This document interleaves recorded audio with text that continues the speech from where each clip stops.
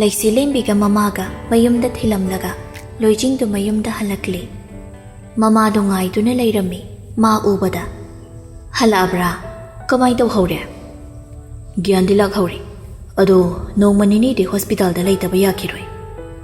Adu di kanale hauriba hospital da dia. Kanam leitrasu yani na loihali. Phari chaka di kamai tawragi. Nani du tumamkiroi. Kai no semhalamagi. Paratha amadi chari. Kaisu janingbu oidreda. Semhala ano. Potharoro. Imado nanga wari amasu sananingbani. Hayeng sarasi. Hoi ma. Loijing kakhat kibaga mamado mathanta asumna solhawi. Aigi saklonche. Icha sidadi khanghanba yaba nati. Magi wakhalda nupi sida phattana unaba shingadabani. Aigi apamba phangge hairadi saklon yamba thai. Asi haiduna magi kada changki.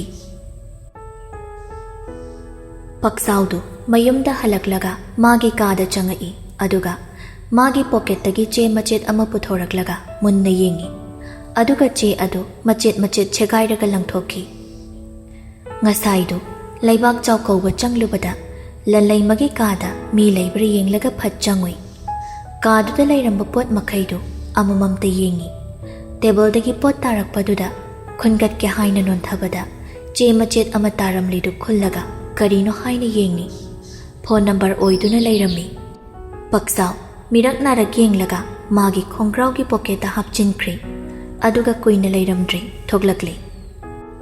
Aigi lanaibo aingondagi kanana sumunba yaroi. Aigi oiba phangoida boiragana maga iga punnu shimina kibatabani.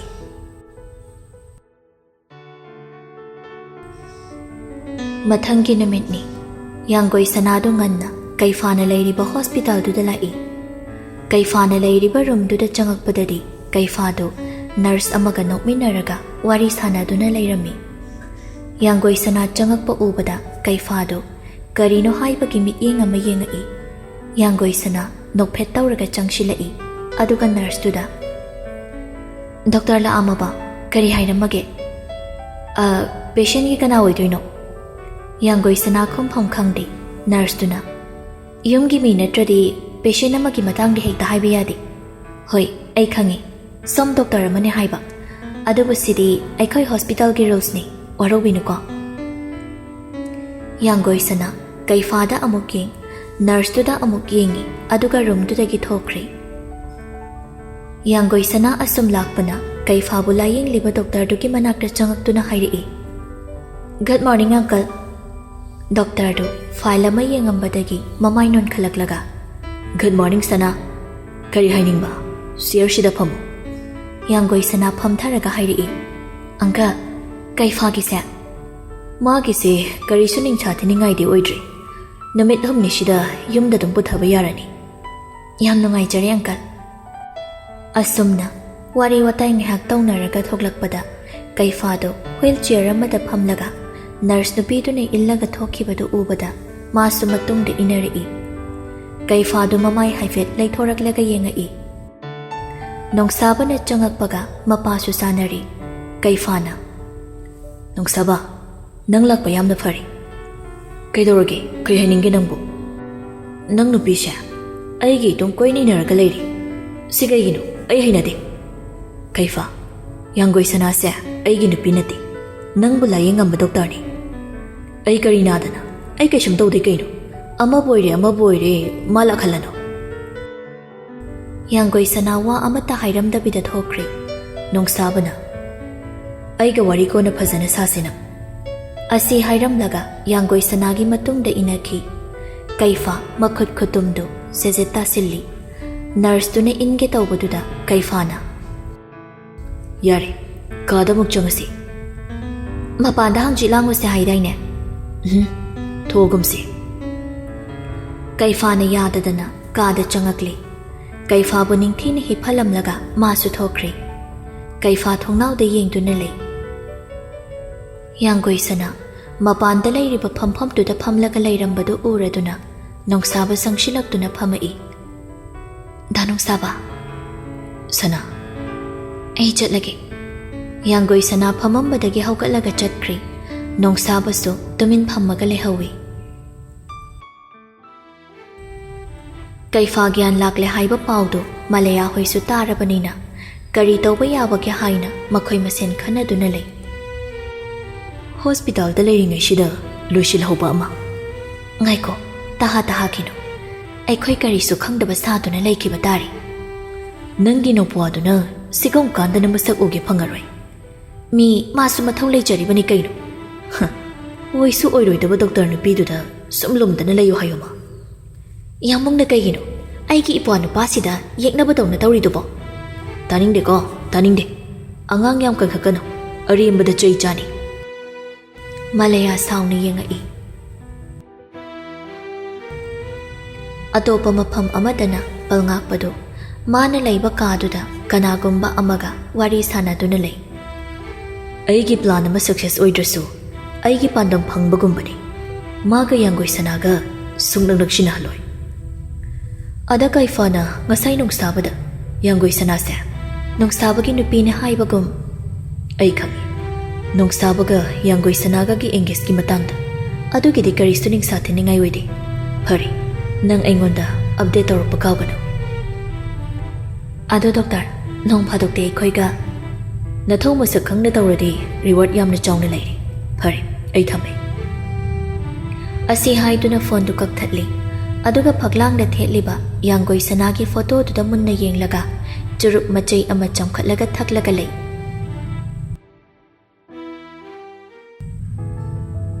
ꯅꯣꯡꯁꯥꯕꯒꯤ ꯌꯨꯝꯗꯅꯤ꯫ ꯃꯃꯥ ꯃꯄꯥꯗꯨ ꯃꯄꯥꯟꯒꯤ ꯐꯝꯐꯝ ꯑꯗꯨꯗ ꯐꯝꯂꯒ ꯋꯥꯔꯤ ꯁꯥꯟꯅꯗꯨꯅ ꯂꯩ꯫ ꯊꯣꯡꯒꯥꯜꯗ ꯅꯨꯄꯥ ꯑꯃ ꯆꯪꯉꯛꯏꯗꯨ ꯎꯕꯗ ꯅꯣꯡꯁꯥꯕꯒꯤ ꯃꯄꯥꯅ "ꯃꯤ ꯂꯥꯛꯏꯁꯦ ꯀꯅꯥꯅꯣ ꯀꯔꯤꯅꯣ ꯑꯃꯨꯛꯇ ꯍꯪꯉꯨꯁꯣ." "ꯃꯥꯏꯅ ꯆꯪꯁꯤꯟꯖꯔꯛꯀꯅꯤꯗ." "ꯍꯩ, ꯑꯩꯅ ꯍꯥꯏꯔꯤꯁꯤꯗ ꯇꯧꯅꯦ꯫ ꯃꯈꯣꯏ ꯕꯕꯥꯒꯤ ꯅꯤꯡꯉꯥꯏꯁꯤꯗꯤꯀꯣ." ꯑꯁꯤ ꯍꯥꯏꯗꯨꯅ ꯍꯧꯒꯠꯂꯒ ꯊꯣꯛꯈꯤ꯫ ꯂꯥꯛꯂꯤꯕ ꯅꯨꯄꯥꯗꯨꯗ "ꯏꯕꯨꯡꯉꯣ, ꯀꯅꯥ ꯍꯪꯕꯅꯣ?" "ꯃꯦꯘꯆꯟꯗ꯭ꯔ ꯁꯒꯣꯜꯁꯦꯝ ꯍꯥꯏꯔꯤꯁꯤ." "ꯃꯥꯅꯦ, ꯁꯤꯗꯅꯤ꯫ ꯀꯔꯤ ꯄꯣꯠꯅꯣꯅꯦ?" "ꯈꯪꯗꯦ, ꯃꯤꯡꯁꯨ ꯏꯔꯛꯇꯦ." ꯑꯁꯤ ꯍꯥꯏꯗꯨꯅ ꯄꯤꯔꯝꯃꯒ ꯆꯠꯈ꯭ꯔꯦ꯫ ꯅꯣꯡꯁꯥꯕꯒꯤ ꯃꯃꯥꯅ ꯄꯤꯔꯝꯂꯤꯕ ꯄꯣꯠꯇꯨ ꯄꯥꯏꯔꯒ ꯄꯨꯔꯛꯂꯒ ꯅꯣꯡꯁꯥꯕꯒꯤ ꯃꯄꯥꯗ ꯄꯤꯔꯒ ꯍꯥꯏꯔꯛꯏ꯫ "ꯀꯅꯥꯅ ꯊꯥꯔꯛꯄꯅꯣ ꯈꯪꯗꯦꯌꯦ꯫ ꯗꯤꯃꯥꯟ ꯂꯦꯇꯔ ꯑꯃꯨꯛ ꯑꯣꯏꯔꯝꯗꯅ ꯑꯃꯨꯛꯇ ꯌꯦꯡꯕꯤꯌꯨꯁꯤ." ꯅꯣꯡꯁꯥꯕꯒꯤ ꯃꯄꯥꯅ ꯄꯣꯠꯇꯨ ꯂꯧꯔꯒ ꯍꯥꯡꯗꯣꯛꯂꯒ ꯌꯦꯡꯕꯗꯗꯤ ꯃꯈꯨꯠꯅ ꯄꯥꯏꯔꯝꯕ ꯄꯣꯠꯇꯨ ꯂꯥꯛꯇꯅ ꯂꯪꯊꯣꯔꯛꯏ꯫ ꯐꯣꯇꯣ ꯉꯥꯛꯇꯅꯤ, ꯏꯆꯣꯏ ꯆꯣꯏꯅ ꯂꯣꯏꯅ ꯇꯥꯔꯝꯃꯤ꯫ ꯐꯣꯇꯣ ꯑꯗꯨꯗ ꯌꯥꯎꯔꯤꯕꯗꯨꯅ ꯌꯥꯡꯒꯣꯏ ꯁꯅꯥꯅꯤ꯫ ꯅꯨꯄꯥ ꯑꯃꯒ ꯅꯥꯇꯩ ꯆꯥꯗꯕ ꯃꯑꯣꯡꯗ ꯅꯝꯕꯅꯤ꯫ ꯅꯣꯡꯁꯥꯕꯒꯤ ꯃꯄꯥꯗꯤ ꯁꯥꯎꯕꯗ ꯃꯁꯥꯗꯨ ꯊꯛ ꯊꯛ ꯅꯤꯛꯂꯝꯃꯤ꯫ ꯅꯣꯡꯁꯥꯕꯒꯤ ꯃꯃꯥꯅ ꯊꯦꯝꯖꯤꯟꯗꯨꯅ "ꯃꯈꯣꯏ ꯕꯕꯥ, ꯍꯧꯖꯤꯛ ꯃꯇꯝꯁꯤꯗꯤ ꯁꯦꯝꯖꯤꯟ ꯁꯥꯖꯤꯟꯕ ꯌꯥꯝꯅ ꯌꯥꯔꯕꯅꯤ꯫ ꯃꯗꯨ ꯁꯣꯏꯗꯅ ꯑꯣꯏꯒꯅꯤ ꯍꯥꯏꯅ ꯈꯜꯂꯤ." ꯅꯣꯡꯁꯥꯕꯒꯤ ꯃꯄꯥꯅ "ꯑꯗꯨ ꯄꯨꯝꯅꯃꯛ ꯑꯣꯏꯔꯁꯨ ꯃꯥꯅ ꯌꯨꯝꯁꯤꯒꯤ ꯃꯧ ꯑꯣꯏꯕꯗꯤ ꯑꯩꯅ ꯌꯥꯔꯔꯣꯏ." ꯑꯗꯨꯝꯅ ꯋꯥꯔꯤ ꯁꯥꯟꯅꯔꯤꯉꯩ ꯅꯣꯡꯁꯥꯕꯁꯨ ꯍꯜꯂꯛꯂꯝꯃꯤ꯫ ꯏꯃꯨꯡ ꯆꯪꯒꯦ ꯇꯧꯕꯗ ꯃꯄꯥꯅ "ꯉꯥꯏꯈꯣ." "ꯀꯩꯗꯧꯔꯦ ꯕꯕꯥ?" ꯃꯦꯘꯆꯟꯗ꯭ꯔ ꯋꯥ ꯉꯥꯡꯗꯦ꯫ ꯐꯣꯇꯣꯗꯨ ꯅꯣꯡꯁꯥꯕꯗ ꯄꯤꯔꯛꯏ꯫ ꯅꯣꯡꯁꯥꯕ ꯐꯣꯇꯣꯗꯨ ꯌꯦꯡꯂꯒ "ꯃꯤꯅ ꯄꯪꯁꯦꯝ ꯁꯦꯝꯖꯤꯜꯂꯒ ꯊꯥꯔꯛꯄꯅꯤ ꯕꯕꯥ." "ꯍꯣꯏ, ꯂꯨꯍꯣꯡꯕꯒꯤ ꯋꯥꯗꯨꯃꯗꯤ ꯂꯣꯏꯁꯤꯜꯂꯁꯤ꯫ ꯁꯤꯒꯤ ꯉꯥꯛꯇ ꯅꯠꯇꯅ ꯑꯩꯅ ꯃꯥꯕꯨ ꯏꯆꯜ ꯑꯣꯏꯅ ꯈꯟꯕ ꯅꯠꯇꯅ ꯑꯇꯣꯞꯄ ꯑꯍꯦꯟꯕ ꯋꯥꯈꯜ ꯈꯟꯕ ꯉꯝꯗꯦ, ꯈꯟꯕꯁꯨ ꯄꯥꯝꯗꯦ꯫ ꯑꯗꯨꯒ ꯑꯩꯅ ꯌꯥꯡꯒꯣꯏ ꯁꯅꯥꯕꯨ ꯃꯁꯛ ꯃꯨꯟꯅ ꯈꯪꯏ." ꯑꯁꯤ ꯍꯥꯏꯗꯨꯅ ꯐꯣꯇꯣꯗꯨ ꯇꯪꯈꯥꯏ ꯇꯥꯅ ꯁꯦꯒꯥꯏꯔꯝꯂꯒ ꯏꯃꯨꯡꯗ ꯆꯪꯈꯤ꯫ ꯃꯥꯒꯤ ꯀꯥ ꯍꯦꯛ ꯌꯧꯕꯒ ꯅꯣꯡꯁꯥꯕ ꯐꯃꯨꯡꯗ ꯂꯣꯡꯅ ꯍꯤꯞꯊꯔꯒ ꯁꯦꯂꯤꯡꯗ ꯌꯦꯡꯗꯨꯅ ꯂꯩ꯫ ꯊꯃꯣꯏꯁꯤꯗ ꯑꯁꯨꯛ ꯌꯥꯝꯅ ꯅꯥꯔꯤꯉꯩꯁꯤꯗ ꯀꯥꯇꯨꯛꯀ ꯀꯥꯔꯟꯒ ꯑꯃꯨꯛ ꯇꯧꯔꯛꯏꯁꯤꯅ ꯀꯅꯥꯅꯣ? ꯃꯁꯛ ꯈꯪꯉꯗꯤ ꯊꯥꯒꯠꯆꯤꯟꯕꯁꯨ ꯌꯥꯕꯖꯥꯠꯅꯤ꯫ ꯃꯥꯅ ꯍꯦꯛ ꯂꯨꯍꯣꯡꯕꯁꯤ ꯀꯥꯏꯍꯜꯂꯦꯗꯅ꯫ ꯃꯗꯨꯒꯤ ꯑꯉꯥꯡ ꯑꯗꯨꯅ ꯀꯔꯤꯅꯣ? ꯍꯌꯦꯡꯗꯤ ꯑꯃꯨꯛꯇ ꯆꯠꯂꯒ ꯃꯤ ꯑꯣꯠꯄꯒꯤ ꯊꯤꯅ ꯑꯃꯨꯛꯇ ꯉꯥꯡꯂꯨꯁꯤꯔ ꯑꯩꯕꯣ? ꯑꯩ ꯆꯠꯀꯅꯤ, ꯁꯣꯏꯗꯅ ꯆꯠꯀꯅꯤ." ꯑꯁꯤ ꯍꯥꯏꯗꯨꯅ ꯃꯥꯒꯤ ꯐꯣꯟꯗ ꯌꯥꯎꯕ ꯂꯟꯂꯩꯃꯒꯤ ꯐꯣꯇꯣꯗꯨ ꯌꯦꯡꯗꯨꯅ ꯂꯩ꯫ ꯅꯨꯡꯊꯤꯜꯒꯤ ꯃꯇꯝꯅꯤ꯫ ꯂꯟꯂꯩꯃꯗꯨ ꯃꯅꯝ ꯑꯗꯨꯅꯤ ꯂꯩꯀꯥꯏꯒꯤ ꯃꯃꯥꯟꯅꯕꯤ ꯈꯔꯒ ꯁꯤꯡꯖꯨ ꯆꯥꯅꯁꯦ ꯍꯥꯏꯗꯨꯅ ꯁꯦꯝ ꯁꯥꯗꯨꯅ ꯂꯩꯔꯤꯉꯩꯅꯤ꯫ "ꯆꯦ ꯂꯟꯂꯩ, ꯃꯤꯃꯤ ꯍꯥꯞꯁꯤꯔꯥ?" "ꯆꯥꯅꯤꯡꯉꯗꯤ ꯍꯥꯞꯄꯨ ꯀꯩꯅꯣ, ꯑꯩꯉꯣꯟꯗ ꯑꯃꯨꯛ ꯍꯪꯗ꯭ꯔꯁꯨ." "ꯑꯩ ꯂꯩꯔꯨꯈꯤꯒꯦ, ꯂꯩꯔꯝꯃꯣ." ꯑꯁꯤ ꯍꯥꯏꯗꯨꯅ ꯅꯨꯄꯤ ꯃꯆꯥ ꯑꯃ ꯆꯠꯈꯤ꯫ ꯅꯨꯄꯤꯗꯨꯅ ꯊꯣꯡꯒꯥꯜ ꯊꯣꯛꯂꯛꯄꯗ ꯅꯣꯡꯁꯥꯕꯗꯨ ꯃꯥꯒꯤ ꯒꯥꯔꯤꯗ ꯉꯥꯊꯔꯒ ꯂꯦꯞꯂꯒ ꯂꯩꯔꯝꯂꯤꯗꯨ ꯎꯕꯗ "ꯄꯣꯁ ꯇꯥꯏꯍꯦ, Kari lamgi pakang oirasano. Mathanta muram soli. Nong sabana. Avijit, amdangai khoba. Kainom taigi. Ai pura. Kai haibano. Ashida leiba lalaido khangbana tro. Jela leira khangi kai dawrage. Madom da kauthoppirakera. Waga makham da taramdi leisabi machado lalai mahoida amuk changkhri. Mimi lairone haidana thokibiduna thuna changakpaduda lalaina. Kari tawrage nangbu dukan yaururaba. Mimi gi lairi jelele nang nupa mana kauthopiro hayawe pos khutta ama masaga da tana ladana. Chalo jelele amta unaruso chalo che. Manam maduna nong saboi jalo. Oibra oidabra yenglaga wari sadoknaruro chalo lalai. As ai kai chei nama. Mina lana khanaki gadaba thabak tawnuko chalo. Mayamna haimandana lanlaido leisabi macha amaga thoglakle. Nong sabo oirambaduda lanlai madu mamaidu non thakibada leibakta khe tawre haiduni. Leisabi machaduna chelele wari sanaramuko ai mimi leirukige. Sumlayo leiramo wari sanaramo. Asi hairam laga leisabidu chatkri. Lanlai madu nong sabada yengba sungamda wangang sungamda sumlep lagalay. Nong sabana phone number pirambadusu nong mata paw phaurakti. Phone chu yadabudi natramni. Lanlai ma makhuna pairiba phone du da yengi aduga tapna yam tapna hairi. Number du thipam khangkhidre. Nong saba asangba sora mohondoklaga. Kakalo aswai pau salusi. Namidang wairam sida kaidano yaroye. Ai kashum tawbiroini. Swaida sum lepadu nungaite tawbani. Lanlai madu mamanabidu lakpri yengammi. Adubu lakpa uramde. Ikai gari da kage tawbadu. Hangba amuk hairamde. Nong saba nokmi changsilaklaga thongdo hangbi. Aduga nupi magi makokkadu thengjindanaba makhutna khallaga kakhathalli. Aduga masu driver gi sitta laklaga kakhallaklaga gari du thauraga chatki. Lanlai magi mamanabidu umarumdagi thoklaklaga nokmi tawraga. Pukri mayum damta pauta mukhige.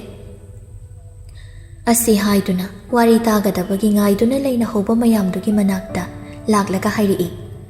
Gari da hapaga pukre. Manam maduna asing bro karai chatkene hairamge. Khangde isu wari sanaja sanona mimi leiruge hairamaga khara lapthoklaga leibane. Amana amuk jin khilakidana kayam kuirage khangnaba ba aikhoide khangde manupa koi haibaga. Tapna ngango nupa si doctor ni health camp la ambado ada yawbani. Adasu ahanba thengnabani number pirami aduga aikoi lelai masina karaida thamkhrabano khangdraba. Haima nupi angang amuk leiramdana ne pharak tanani ko ipang banina ado tapak jaw oidrise aidi yam phari sida leiri. Nupi budi thidri malida doctor nupi amaga hainer singnai haibra karino. Inama nangdi yam khangina moi mayum manakta iche thokpa ama mayum pale. Moida machagi lukun thangba chatpada nupa si thingnari. Ada iche da hangbani. Nupi amaga hainabagi wadudi aina lalai madasu haidri. Mapado army major oirame haibra. Macha nupi amaga maga khak oiramani machin manausu. Air hostess haibra karino adu oye. Mama so government school amagi headmistress oirame. Adudi moi imong duda tolop chadaba amatabu yaudrene. Mama dunadi thabak tawdabi mamau pamba. Aduga hainari duna mapagi mamanabagi macha oiramale. Adoinama hayeng lelaina leibada nungaigadabadi oijala. Mama adudi ubada ichamchame khangdeda magi maraibaksiga. Asumna makhoi singdu wari sanaduna lehawi.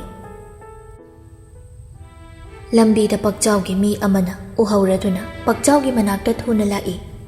Pakchawgi mamadu mapanda paisa puba lakpasinga wari sanaduna leirambadagi.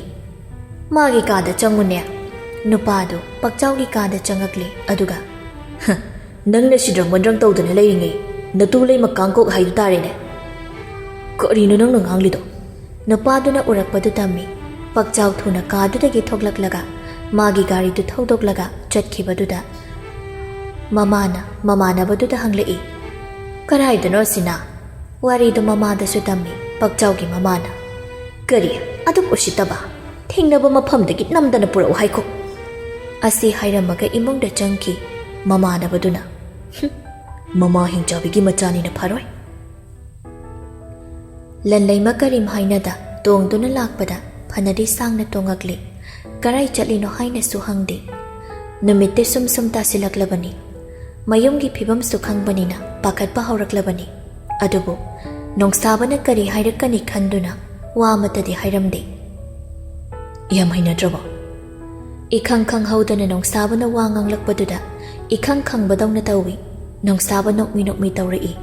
Lanlay madu ikairaduna mamay laythoki. Asumna dukalamagi mamangda gari do khamlare. Kumasi. Kaitawano. Manung changa khangulaw. Lanlay makumlakli. Nongsabaga punna changa aga. Phone malayri.